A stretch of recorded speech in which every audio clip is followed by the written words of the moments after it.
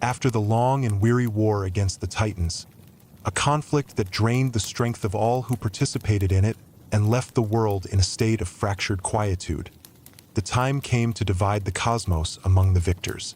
These victors were three brothers, born of the union between Cronus and Rhea, and each shaped by the ordeals of their shared upbringing and survival.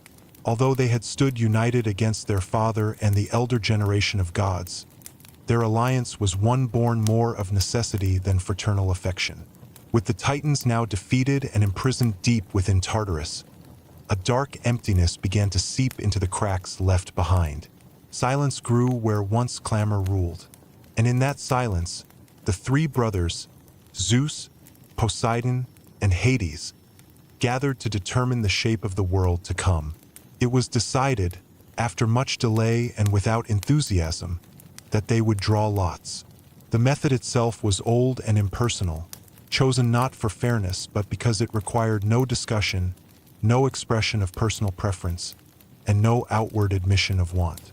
In this way, none could be blamed for the outcome. The lots were drawn. Zeus received the sky, Poseidon the sea, and Hades the underworld. Earth, it was said, would remain a shared domain, though this idea would gradually fade into irrelevance. There were no outbursts, no accusations, no joy, only a thin veneer of acceptance and a faint, distant ache that none of them dared name aloud. Each withdrew to their new realm with a sense not of victory, but of uneasy exile. Zeus ascended to Olympus. There the mountain stood tall, cold, and unyielding. It offered him dominion over clouds and storms, but little comfort. The winds were often still. The halls echoed. Administration of divine affairs fell to him, and though the throne was high and his authority vast, the position brought an endless stream of decisions and judgments. The lightning bolt, once a symbol of his might, became a burden of responsibility. Each storm he summoned seemed less powerful than the one before, and each meeting of the gods left him more weary. Poseidon descended into the oceans. The waters stretched wide and deep, seemingly boundless, yet their restlessness mirrored his own. The sea was not easily ruled. It rebelled in tides and churned in tempests. Sea creatures multiplied under his watch, yet none offered companionship or counsel. Coral palaces and underwater domains were built, but they stood empty of warmth. The ocean was both domain and prison, ever shifting, never still, never firm beneath his feet. Hades took to the depths below. The underworld was not a realm that welcomed rulers. It was hollow and dark, filled with potential but absent of comfort. The souls of the dead had not yet begun their steady flow, and the space felt both infinite and unshaped. He built slowly walls, gates, judges, not for glory, but for necessity. There was no applause, only silence and the sound of echoing footsteps through vast, empty halls. His subjects, when they arrived, were voiceless remnants of life, unable to praise, blame, or comfort. Time passed, slowly at first, then faster, though none of the brothers marked it. They did not visit one another. They sent no messages. Their alliances had ended with the war, and no new affection rose to take its place. The world filled with mortals, heroes, nymphs, monsters, but the gods remained isolated in their corners of existence. Zeus watched from the sky, managing the affairs of gods and men. Poseidon stirred the waters and witnessed the rise and fall of navies. Hades waited below, recording the endless processions of the dead. Their lives continued in parallel, occasionally intersecting at the edges of myth, but never joining in purpose. Each brother came to believe that his lot was the heavier burden. Zeus bore the weight of rule and the noise of constant appeals. Poseidon endured instability and aimless vastness. Hades lived among shadows and was forgotten by most who lived. Their sadness was not explosive, but settled, a quiet erosion of spirit, made all the more painful by its constancy. There were moments when they might have spoken, omens, dreams, crossroads in divine affairs, but they let those moments pass.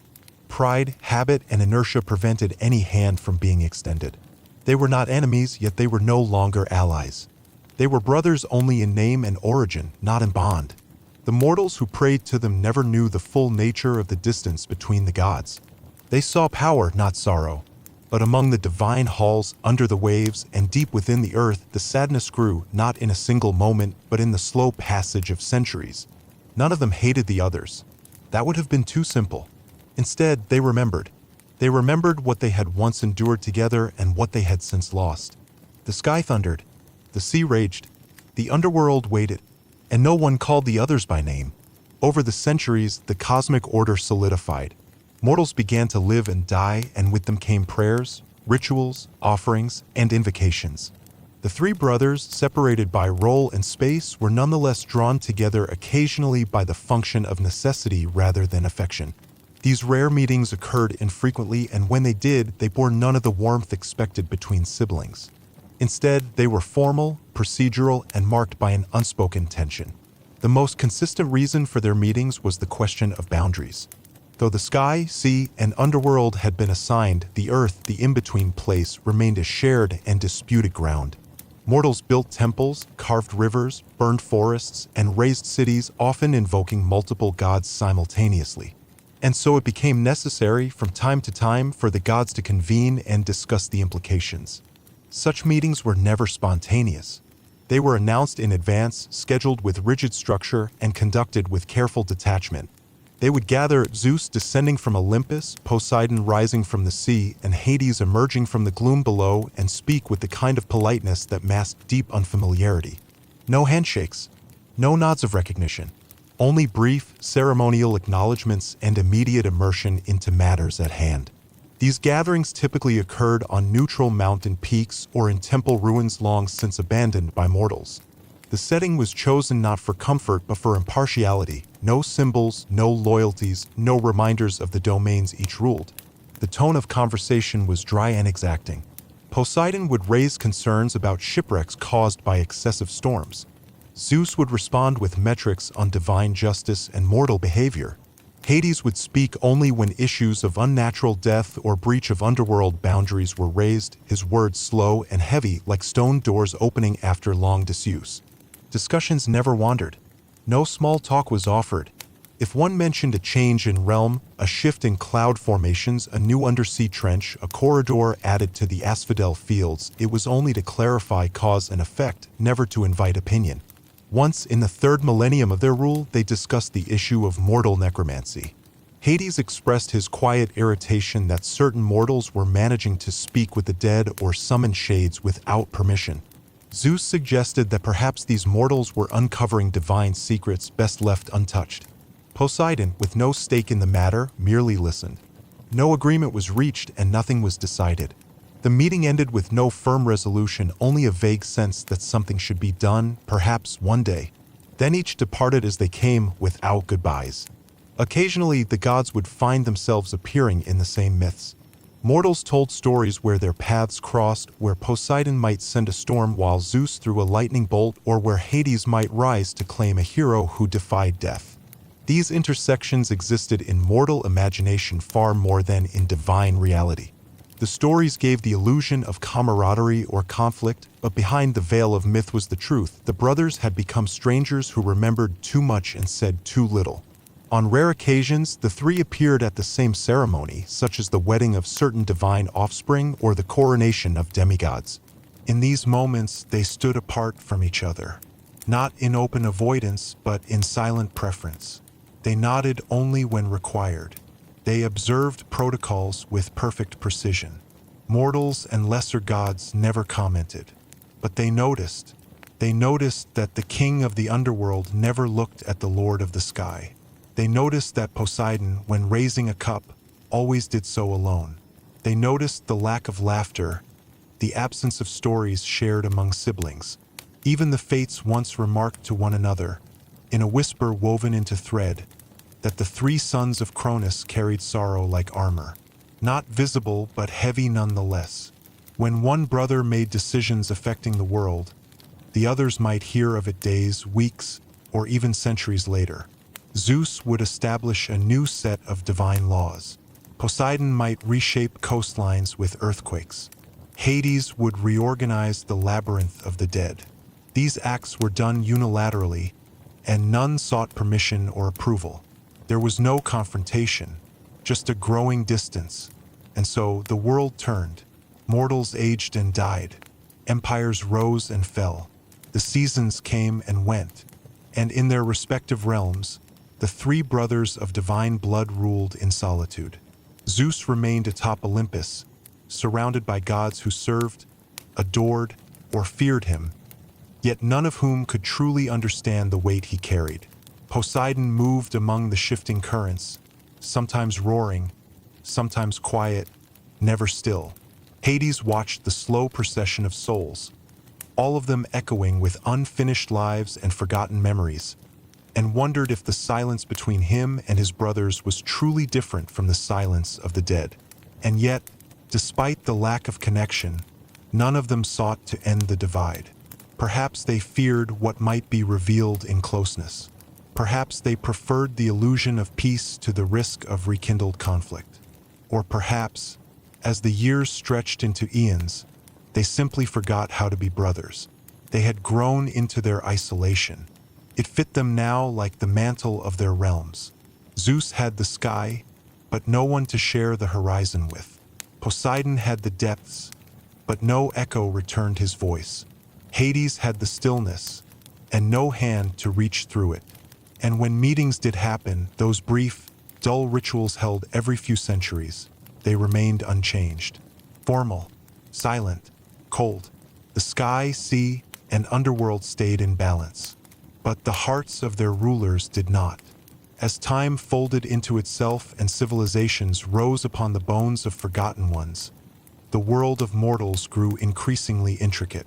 Humans built cities with high stone walls, temples that reached for the clouds, and ships that dared the deepest oceans. They carved stories into the walls of caves, painted images on pottery, and whispered legends by firelight. Names like Zeus, Poseidon, and Hades flowed from their tongues, etched into offerings, prayers, and pleas. Yet the gods themselves remained distant. To mortals, the divine seemed ever present. Thunder answered their fear, waves punished their pride, death followed their shadow.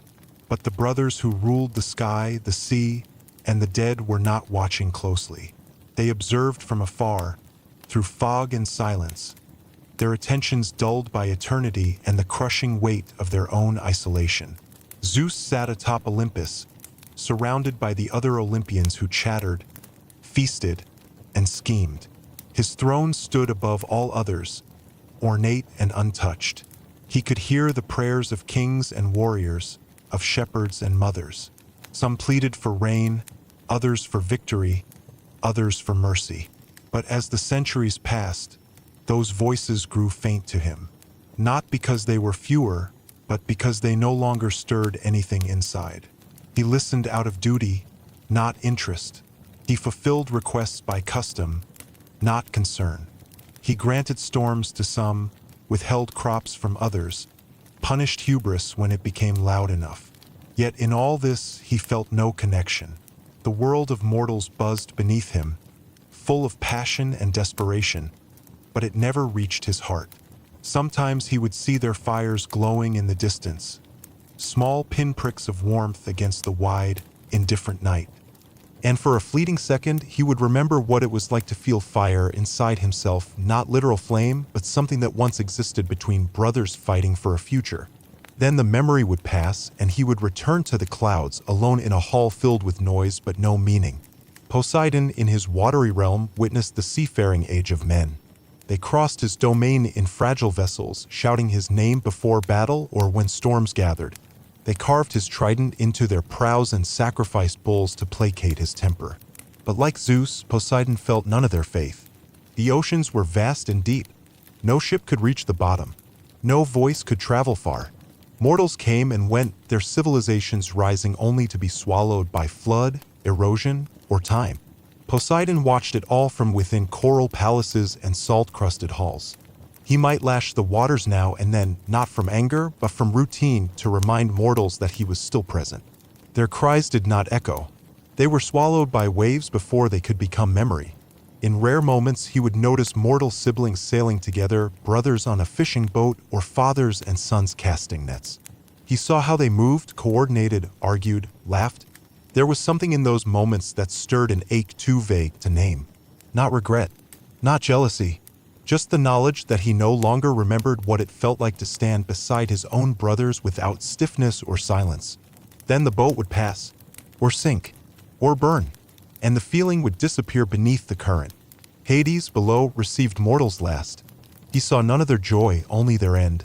Souls arrived daily in floods and trickles, carrying with them memories, fears, and incomplete stories.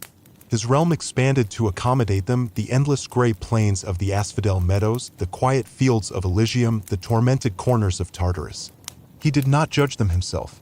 He had appointed others for that. His presence was reserved for structure, for the maintenance of order, the preservation of silence. He kept the gates locked and the rules firm. The dead were not to escape. The living were not to enter. But as he walked his realm, he sometimes heard whispers. Not voices, not language, just impressions, echoes of lives once lived. A father mourning his brother. A widow remembering the laughter of sons. A soldier thinking of home. These flickers passed through the dead like wind through leaves. Hades felt them pass through him, too. He did not weep. Gods did not weep. But he knew the weight of memory. Mortals often painted Hades as cruel.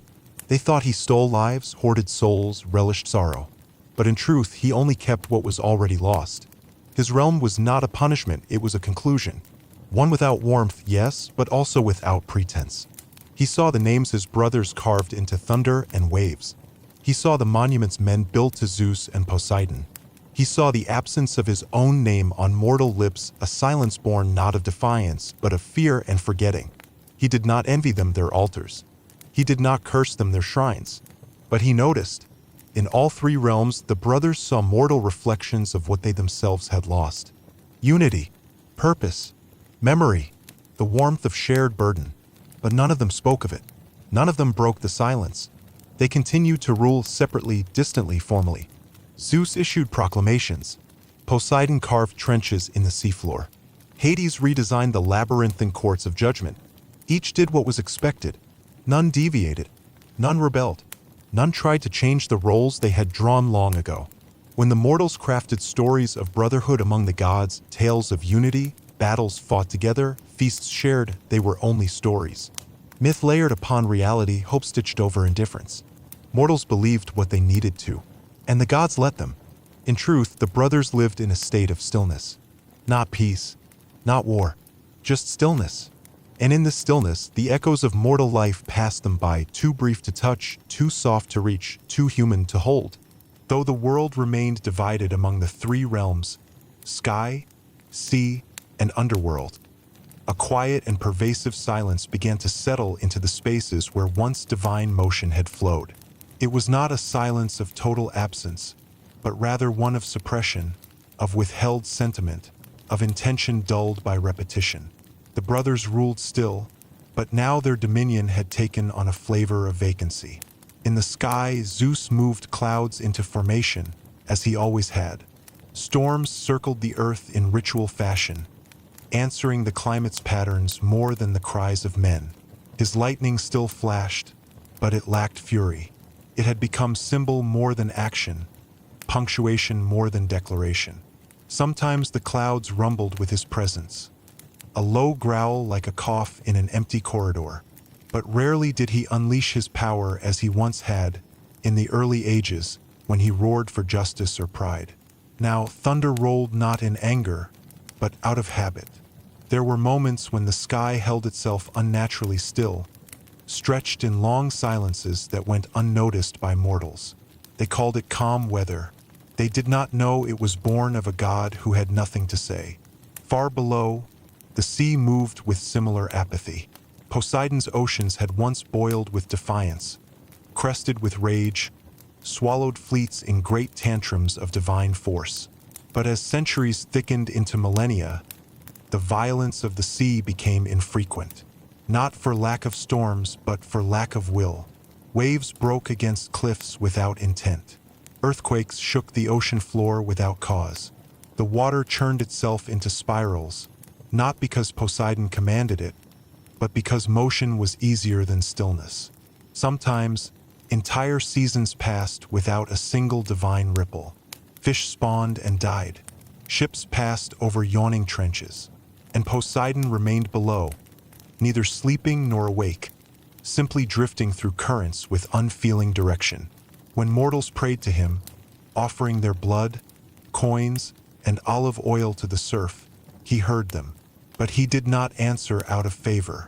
His responses, when they came, were muted gestures. A breeze, a pull of tide, a sudden fog. No blessing, no wrath, only acknowledgement. Mortals believed the sea was calming. In truth, it had become indifferent. In the underworld, Hades continued to expand his halls. Not because he needed more space, the souls had settled into their endless patterns, but because there was nothing else to build. He ordered new doors, new archways, more rivers to divide the plains. He added levels to the quiet bureaucracy of death. Corridors of forgetfulness, galleries of minor sins, silent archives of unnamed regrets. Everything in the underworld moved slowly, predictably, and without deviation. Souls entered, judges judged, fields received. Nothing changed. Even Cerberus, the hound once feared by all, had grown less vigilant. He slept longer, barked less, wandered into deeper tunnels where echoes never returned. Like his master, he had become a shadow of vigilance. And so the three domains held their form, but their vitality had waned. It was not decay. Decay would suggest a process, a shift. What they experienced was stagnation, stillness that hardened over time into permanence. What little interaction remained between the brothers took place not in meetings, but in the invisible pressures they exerted on the world. Zeus, sensing disturbance in the mortal order, would unleash a storm. Poseidon, reacting unconsciously to the strain of land, would trigger waves. Hades, perceiving imbalance in death, would close off a gate or reroute a river of souls. None of these actions were coordinated, yet they rippled through the world like impersonal gestures in a long-forgotten conversation. Once, a massive volcanic eruption near the sea caused weeks of darkness over the lands. Mortals feared divine war. In truth, it was coincidence, a buildup of heat, pressure, and old silence bursting into the atmosphere. None of the gods spoke of it afterward. No one claimed it. No one responded. Another time, a mortal prophet declared a new age was coming, that the brothers would reunite to usher in a golden peace. For a brief period, temples across the land rang with new hymns and hopes. The gods did not answer. The prophet was forgotten before the decade was out. Even the lesser gods, Hermes, Athena, Apollo, began to drift away from their creators. They visited Olympus less often, spent more time in the mortal realm, engaged in their own affairs. They did not speak openly of the brothers' estrangement, but they maneuvered around it like a natural barrier. It was simply known Zeus would not speak of Poseidon. Poseidon would not ask of Hades. Hades would not be mentioned at all. Time continued. The seasons circled. New empires rose, each less awed by the gods than the last. Philosophers spoke of natural laws. Priests repeated prayers from rote memory. Children learned myths as stories, not truths. Yet the three still ruled. Zeus, with his back turned to the stars. Poseidon, drifting in the coldest currents. Hades, watching shadows stretch endlessly across stone floors. None remembered when they had last spoken plainly. None knew how to begin again. And so, between the thunder and the tide, the silence remained. Not loud, not angry, just unbroken. The past does not vanish. It becomes sediment. And even when buried beneath centuries of silence, fragments of old memories sometimes surface. Not with clarity, but with weight, like stones rising slowly through soil after long rains. In the lonely expanse of Olympus, Zeus once wandered the outer terraces of his high halls. There, amid columns weathered by time and wind, He paused not from reflection but from habit. Below him stretched the mortal world, mountains, forests, rivers. Clouds passed beneath his feet. They did not obscure the view. They only softened it. Without meaning to, he stared into a particular corner of the land, an ancient battlefield now green with grass. It held no temples, no altars, no visible scars. But he remembered. Once, long ago, he had stood there not alone, but shoulder to shoulder with Poseidon and Hades. The war against their father had not yet ended. They had shared no warmth, but they had shared purpose and blood. Zeus did not smile at the memory, nor did he wince. He came and went like wind, dry, cool, gone. Far below, beneath the waves, Poseidon was carving a trench in the ocean floor, not with fury, nor even with intent, but from the endless drive to shape. The seafloor shifted, earth cracked, water roared. He stood in silence as the chasm opened. For a moment, he imagined standing there not alone, but with another god by his side. Perhaps Hades, quiet and analytical, calculating depth and consequence. Or Zeus, boisterous in the old days, laughing even in battle. He could almost hear it, like a sound carried far underwater, too distorted to grasp. But there was no one there, only silence and moving water. He turned and swam away. The trench continued to deepen behind him. In the underworld, Hades walked the edge of Lethe, the river of forgetfulness. Souls drank from it, eager to release burdens. He never drank himself. Gods had no right to forget, only to endure. He stood by the bank, listening to the water's gentle current. It whispered names, thousands of them, mortals lost, kings forgotten, lovers who swore never to part. But every now and then, through the murmur of forgotten things, a different name surfaced. Not one spoken by mortals, not a soul but a god. Zeus, Poseidon. The names echoed faintly, like footsteps in deep halls. They were not cries, not calls, just echoes, reminders that once, long ago, there had been brothers, not rulers. Hades did not speak the names aloud, but he did not silence them either. Sometimes he would find a soul rare, but not unheard of, who spoke of brotherhood with clarity. A soldier mourning a fallen sibling, a shepherd refusing to leave his brother's grave. These souls, he noticed, walked differently through the underworld, slower, more deliberately, as if carrying the shape of something whole that had once been broken. He never interfered in their journey, but he watched them longer than most.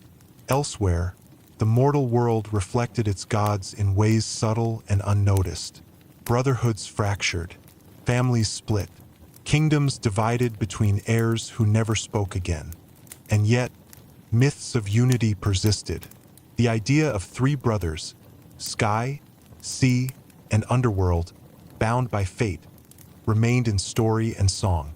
Children learned their names together, even if the gods themselves had long ceased to speak them in one breath. Temples remained, though many had crumbled. In one remote valley, 3 shrines stood side by side. One to Zeus, one to Poseidon, one to Hades. They were overgrown, roofless, their altars broken. Yet some traveler, recently and without fanfare, had left a trio of offerings. A feather, a shell, a stone. No god saw the act. None responded, but the moment existed, and the world held it. Among the stars, constellations told stories of divine brothers, of shared wars, shared victories, shared destinies.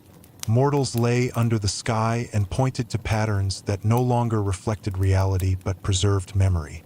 In this way, the world remembered what the gods had forgotten. In Olympus, Zeus began walking less frequently. In the sea, Poseidon carved fewer trenches. In the underworld, Hades stopped expanding his halls. Not from change of heart, not from grief, but from weariness. The memories they suppressed required energy. And even gods, in time, grow tired of forgetting. The bonds that once connected them did not shatter. They dissolved. molecule by molecule, until only their weight remained. Even so, the weight could still be felt. In the pause before lightning, in the hush beneath waves, in the space between the living and the dead. And so the brothers continued, divided not by hatred, but by the slow erosion of closeness.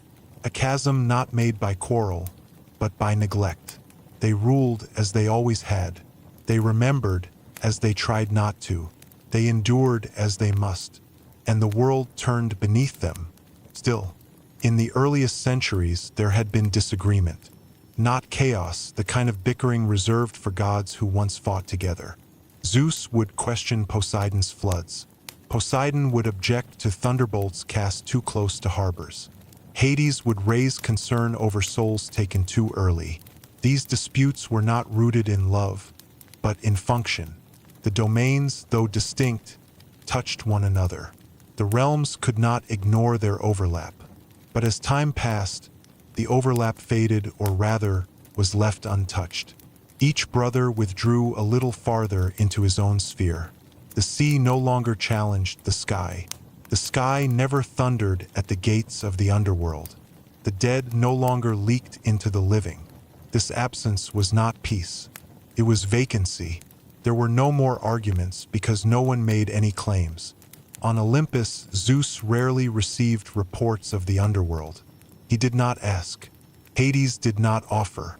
When storms crossed into mortal graveyards, there was no letter, no summoned wind of protest. When rivers flooded burial grounds, there were no meetings. The gods no longer interrupted each other. In a council long ago, Zeus had once raised his voice to Poseidon, challenging his right to stir rebellion among mortals by sending earthquakes to rattle their temples. That had been thousands of years ago. Since then, no such council had occurred. Zeus no longer summoned his brothers. Poseidon no longer knocked on Olympus' gates. Hades no longer surfaced to be seen at all. What remained was a strange kind of divine stalemate, not enforced by threat, not maintained by law, simply lived day after day, era after era. On one occasion, the mortal world teetered on the brink of collapse. A fire burned across the land for 7 years, fed by drought, wind, and conflict. Zeus watched from above, unmoved. The mortals, after all, had caused much of it themselves. Poseidon watched the coasts blacken and shrink.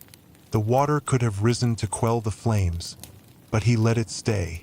Hades felt the influx of souls. They came in numbers too great for the judges to process efficiently. For a time, the lines to the fields of asphodel stretched longer than usual. But no decree was made.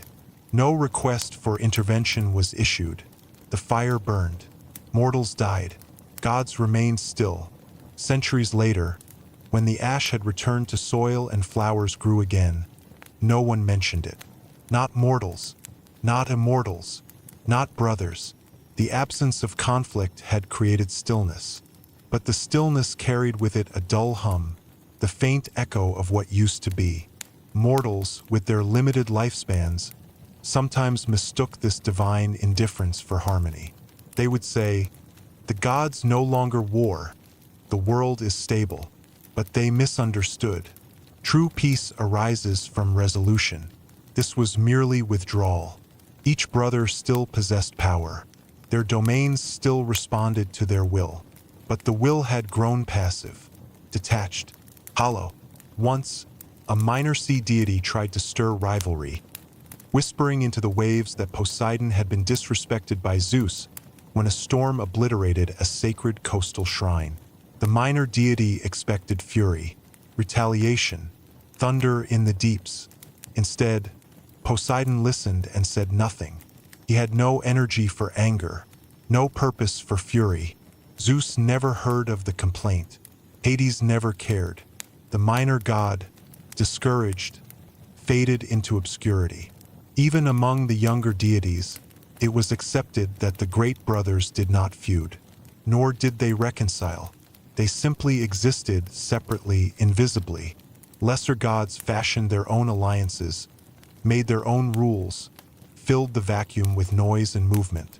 But the three eldest sons of Cronus remained static, pillars of influence surrounded by empty space. There were no celebrations of their bond, no festivals that honored them together. Each had his followers, his temples, his rites, but none celebrated the three as one. That idea had vanished from mortal culture. Like an ancient dialect no longer spoken, it persisted only in fragments, misunderstood, misremembered. Occasionally, philosophers would ask why the greatest of gods no longer intervened together. Some speculated that the cosmos had become too stable. Others claimed the gods had grown distant out of divine wisdom. A few guessed that sorrow had stolen their attention. None guessed correctly. In the underworld, Hades sometimes stood before the mirror of time, a dark surface that showed not the future or past, but possibilities never chosen. In it, he saw himself standing beside Zeus and Poseidon, the three of them, Uniged, watching over the world in coordination, their powers overlapping, their expressions unchanged. He stared for a long while, unmoving. Then, as always, he turned and left. The mirror returned to black. In the sea, Poseidon once sent a wave far across the water, not to strike, not to crash, but to reach the sky. It rose tall, as if hoping to be noticed by Olympus. But the sky was cloudless. The wave collapsed without answer. Zeus did not see it, or saw and did nothing. On Olympus, Zeus once raised his hand as if to summon both brothers. His hand remained suspended in air for a moment, not trembling, but uncertain. Then he lowered it.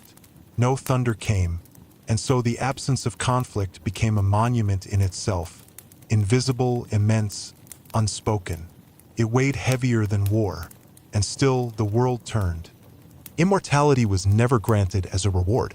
It was a condition, a state without conclusion. Time passed not as a series of events, but as a dull, eternal presence stretching in all directions, pressing inward. For the three brothers who ruled the fundamental pillars of existence, sky, sea, and death, eternity had ceased to be majestic long ago. They still ruled. None had abdicated. None had died, for gods did not die, only diminished. But what grew within each of them was not decay, nor madness, nor rebellion. It was weight, heavy, constant, and silent. Zeus, in his vast palace above the clouds, no longer counted years. He stopped tracking the rise and fall of mortal kingdoms. From time to time, he would glance at the world and find it unfamiliar, new empires, new languages, new names invoked beneath his statue. But it made no difference. Every empire believed it was the last. Every prayer sounded like the one before. He walked the halls of Olympus, but they no longer echoed with debates or banquets. The lesser gods still performed their duties, but they no longer sought his guidance. They assumed his absence was permission. They interpreted silence as sovereignty. Once Zeus had roared with purpose. His lightning had cracked the sky not out of spectacle but judgment. Now it was rare. The bolts still fell, mostly during tempests that required his attention, but their purpose felt automatic. The sky still moved, but the one who ruled it no longer did so with feeling. He had become a fixture, like the mountain itself. Poseidon, beneath the sea, drifted further into isolation. Entire generations of sea creatures rose and vanished unnoticed. Coral kingdoms grew and crumbled. He no longer walked the ocean floor with the same resolve. His trident remained untouched in a wall of salt stone. His temple ruins above the sea, once centers of worship, were now rookeries for gulls. He had no need to intervene. The tides followed ancient rhythms. The currents remembered his will even when he did not speak. Sometimes a storm would rise over the ocean and mortals would wonder whether it was his doing. Often it wasn't.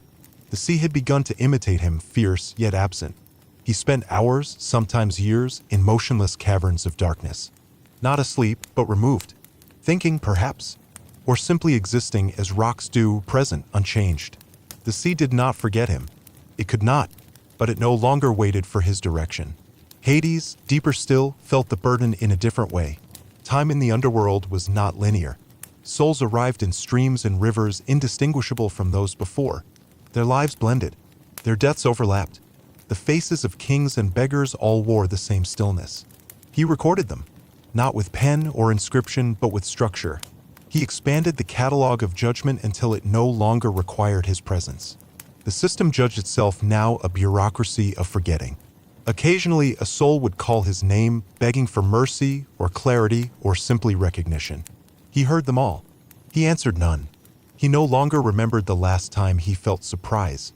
Not horror, not joy, just surprise. He spent centuries building a chamber no soul could enter, a space carved out of absence itself. It had no light, no noise, no thought. Only him. He sat there often, eyes open, seeing nothing. Immortality was not suffering. It was saturation. Every feeling, thought, memory stretched too long, dulled into sameness. Even sorrow lost its sharpness. It became a presence, like cold stone, familiar, permanent. The three brothers never confessed this weight to one another. They had no language left for it. Words had long since dried up between them. And yet each felt the same pressure, the same heaviness that only eternity could produce. Mortals, in contrast, lived briefly and brightly. They died before the weight could settle. Their lives were consumed with urgency, hope, and fear. This, the gods envied, though they would never admit it. Zeus once watched a mortal child stand on a hill, laughing into the wind during a lightning storm. The child held no fear, no reverence, only joy. Zeus had not known such a feeling in millennia. He turned away before the thunder responded. Poseidon once felt the soft nudge of a fisherman's oar against a coral shelf. The fisherman apologized aloud, as if the sea could hear him. The apology meant nothing, yet the sound of a voice addressing the deep stirred something old. Poseidon did not answer, but he lingered nearby for a while. Hades once watched a widow bury a lock of hair beside a grave. The act was unnecessary. The soul of her beloved had already entered his realm. But the gesture, pointless, personal, tender, stayed with him. He walked slower that day. Even now, despite the weight, the world expected the gods to rule. And they did. Zeus oversaw the weather. Poseidon guarded the oceans. Hades managed the dead. Their duties were performed with exact precision. But their hearts, if such things still lived within them, moved no more than stone. And still time went on, not in a line but as a circle. The world spun. Seasons repeated. Mortals were born, lived, died, and were forgotten. The gods remained, heavy, silent, unmoving. The weight of immortality was not a burden one carried. It was what one became. The world was not ungrateful. It was simply forgetful. Mortals, bound by time and change, reshaped their beliefs as they reshaped their cities. Statues crumbled and were not replaced. Altars collapsed and were scavenged for stone. Names faded from inscriptions, replaced by new ones, easier to say, closer to hand. The great gods were not overthrown. They were merely left behind. Zeus once stood atop Olympus and watched the sun rise over a land that no longer bore his temples. Towns below bustled with new rituals, new prayers. Bells rang not in his name but in praise of unnamed skies. He heard no invocation. He felt no offering. The wind that once carried him now carried market cries. He felt no offense, only distance. The throne at the center of Olympus remained, untouched and towering. But the hall was empty. The divine court, once echoing with minor disputes and declarations of fate, now stood hollow. The lesser gods still existed, but they no longer came here. They had scattered to corners of the world where belief still flickered, where their names still meant something. Zeus did not call them back. He did not summon storms to reclaim his place. He simply watched. The lightning in his hand flickered now only when required, not out of wrath or warning, but routine. The skies had learned to maintain themselves. Poseidon, beneath the ocean, noticed fewer ships bearing his symbol. Sailors no longer poured wine into the waves, nor offered blood to the depths. They sailed by maps now, not stars, and named storms after women and numbers, not gods. When they were lost at sea, their last words were for family, not divinity. The great sea temples, once shining with marble and crowned with tridents, now leaned into the water, claimed by salt and time. Fish made homes among their broken columns. Algae veiled inscriptions in ancient tongues. Sometimes, Poseidon swam past them, unhurried, unacknowledged. He did not restore them. He did not punish their decay. He was still the sea, endless, dark, consuming, but he was no longer its name. Hades, ever patient, saw the change from another angle. The dead still came, of course. They always would, but fewer of them remembered to bow. Their languages changed. Their beliefs shifted. Some expected fire and brimstone, others nothing at all. Many arrived surprised that death continued beyond the final breath. He did not correct them. He did not announce who he was. He received them silently and sent them to their places. Fields of shade, caverns of flame, rivers of forgetfulness, as he had for eons. But he noticed. The souls no longer told stories of the gods. They spoke of science, of conquest, of new truths. His name was spoken not in fear, but in confusion. Sometimes they asked, "Who are you?" before vanishing into the mist. He never answered. Among mortals, myths became fiction. Fiction became curiosity. Curiosity became silence. Some scholars, far from cities, still wrote of the old gods. They debated whether Zeus had truly existed, whether Poseidon was an invention of seafaring tribes, whether Hades was merely metaphor. Their books were read by few. Their conclusions mattered to none. In one forgotten cave, a mosaic still remained. It showed the three brothers, one in sky, one in sea, one in shadow. It was cracked, dulled by centuries of damp air. No pilgrim came to see it. No candle was lit in reverence. But it remained. That perhaps was enough. The gods themselves did not disappear. Gods did not vanish with neglect. But they diminished not in power, but in presence. They became less visible, less called upon, less entwined with the world they helped build. They still ruled. Zeus guided the weather. Poseidon swayed the tides. Hades sorted the dead. But they did so from afar. No mortal asked for their counsel. No mortal heard their silence. They had become distant stars, ancient, burning, forgotten. Once, the three brothers had stood together not as allies, not even as friends, but as a shared force. Now they stood alone in the vastness of eternity, their ties frayed by time, their purposes fulfilled only by repetition. None sought reunion. None asked for it. There were no betrayals. No betrayals were needed. Only the long erosion of memory from myth to story to silence. Zeus once walked the empty halls of Olympus and touched a column engraved with the image of Poseidon, younger, fierce, alive. He did not speak. He did not turn away. He stood there for a long time. Poseidon, swimming through a trench older than most continents, once passed a statue of Hades lodged deep in the ocean's floor. It had no eyes, no crown, just a rough suggestion of form. He did not clear the sand from its face. He simply continued forward. Hades, in his hall of echoes, once opened a vault of names, names once spoken by gods, by mortals, by heroes long since judged. He ran a hand along the walls. There was dust, but also memory. The gods were not angry. They were not lost. They were simply less. And the world, vibrant and loud, moved on without noticing. It began, as most things do in a world governed by time, not with a flash, but with a murmur. A slight, nearly imperceptible tremor in the fabric of stillness. No herald announced it. No celestial sign appeared. And yet something old began to stir, not loud, not urgent, but undeniable. It was not the return of belief. Mortals still passed the ruins of temples without notice. It was not the rekindling of love. The brothers had not spoken. And yet, through the long corridors of divine existence, the silence began to breathe. It was Hades who noticed first. Not because he sought change, but because his realm was built on patterns and something in those patterns shifted. The souls, always numerous, always forgetful, had started arriving with a new texture. A few, just a few, bore memories not of life, but of myth. Some came already speaking his name, not in fear, but in recognition. Others looked about the underworld not with terror, but curiosity, as if aware they were passing into a space shaped by forgotten hands. He did not respond at first. He assumed it was coincidence. But as the years crawled forward, the number grew. One soul whispered of thunder. Another recalled salt. Another spoke of three brothers who once ruled in unison, even if only briefly. These were not believers.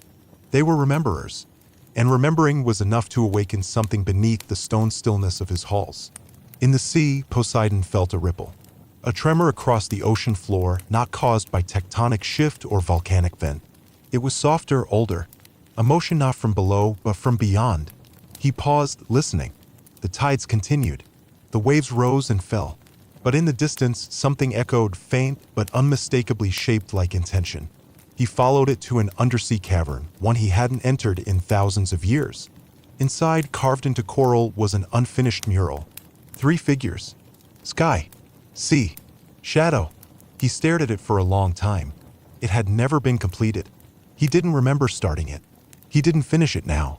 But he didn't leave either. On Olympus, Zeus opened his eyes one morning and noticed the absence.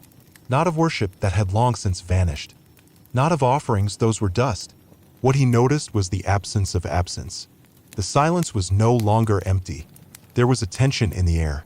Not danger, not excitement, but something waiting. He walked the mountain paths without summoning storms. He reached the summit where, in the very beginning, he had stood with his brothers and declared the world divided. The stone was cracked now. The inscriptions faded, but the shape of the place remained. He stood still, looking at the horizon.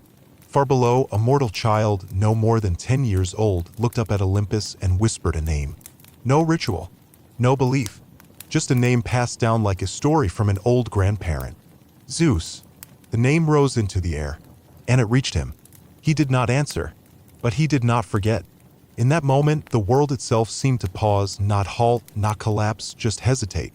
The seasons still turned. The sun still rose. But in the spaces between wind and rain, between wave and rock, between breath and death, there was a stillness not born of silence, but of anticipation. None of the brothers moved to break it. They had forgotten how to approach each other. Millennia of solitude had carved out their habits like canyons, deep and unchangeable. But they each felt it. Zeus felt it in the way the thunder paused, waiting for command. Poseidon felt it in the way the tides held back, like breath before a word. Hades felt it in the weight of memory pressing heavier on his shoulders, not burdensome but present. The quiet before the end was not final. It was not destruction. It was not reunion. It was possibility. That in itself was something new. In all their long lives, they had faced war, betrayal, duty, and silence. But possibility had not come to them in eons. A possibility not of redemption, but of recognition. A moment where, perhaps, each might see the other not as ruler, not as rival, but as what they once were, brothers. The world did not shake. The stars did not rearrange. The mortals did not notice. But the gods did. And in their silence, something began. Not a word. Not a gesture. Only awareness. Shared. Quiet. Unspoken. The long silence between the brothers had reached its shape, not a void, but a form. Neither reunion nor rupture, but something far older and stranger. An arrangement not of words or deeds, but of presence. Of coexistence. In the vast halls of Olympus, Zeus no longer sought command. His hand rested at his side, the thunderbolt quiet in his grasp. He understood now that ruling was no longer about dominion or assertion. It was about endurance. Below the waves, Poseidon drifted among coral palaces that knew him no longer. Yet he remained a figure etched into the sea's deep song, a constant note in a shifting symphony. He no longer shaped the ocean to his will. Instead, he was the ocean's shape, vast, silent, endless. In the shadowed corridors of the underworld, Hades moved slowly through halls that held the memories of countless souls. He no longer ruled with iron decrees or cold judgment. He was the keeper of passage, the still point in the endless cycle. His presence was a shadow, not oppressive, but necessary. They were not united, nor were they divided. They were 3 pillars holding the sky, the sea, and the realm of the dead separate, yet inseparable. The ties that once bound them had eroded into something less tangible, less sharp, but no less real. Mortals rarely spoke of them now. Their names appeared in history books, old stories, and forgotten prayers. But in the quiet spaces between thought and memory, the gods remained, not as rulers of fate, but as shapes in eternity. The world turned beneath them, ever-changing and fleeting. Mountains rose and crumbled. Oceans surged and receded. Souls passed from life to death and beyond. And the 3 brothers watched, not with anger, nor with joy, nor with rivalry. With acceptance. They had become silence made solid. Presence made quiet. The sad relationships between the brothers of Zeus were not defined by conflict, but by distance. Not by hate, but by absence. Not by endings, but by a stillness that stretched beyond time. And in this stillness, they endured.